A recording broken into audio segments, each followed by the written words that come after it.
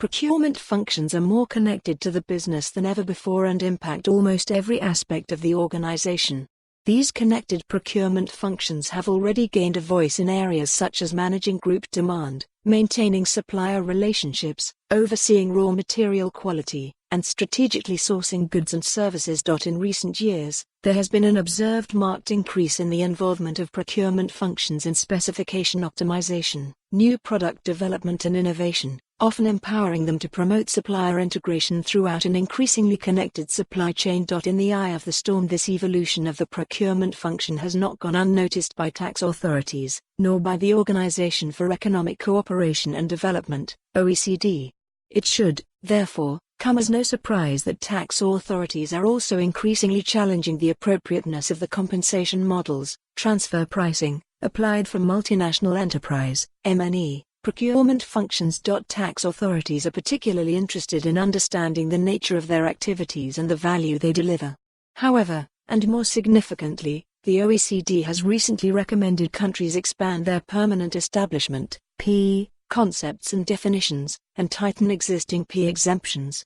The adoption by countries of these recommendations into their local tax law may result in the creation of new Ps for some existing M&E procurement functions, and the related tax implications will need to be identified, understood and managed. From corporation tax and value-added tax, VAT, registrations and returns, transfer pricing reports, country-by-country reports, CbCR and master file obligations, to new tax liabilities, individual income tax compliance and social security obligations for business travelers. The compliance and financial burden of these P developments could be significant for some M&Es. Permanent establishment, P, means having a taxable presence outside your company's state of residence.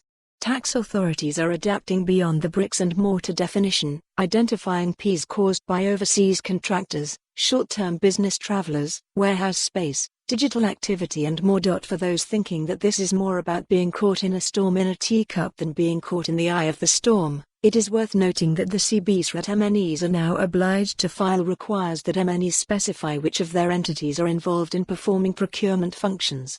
The master file has a special section for the M&E to disclose its supply chain and to provide an overview of the various functions performed across that supply chain, creating increased visibility for tax authorities into the procurement functions of M&Es. With increased visibility into the function and changes to P concepts, definitions and exemption. For more on this story, visit the news article link.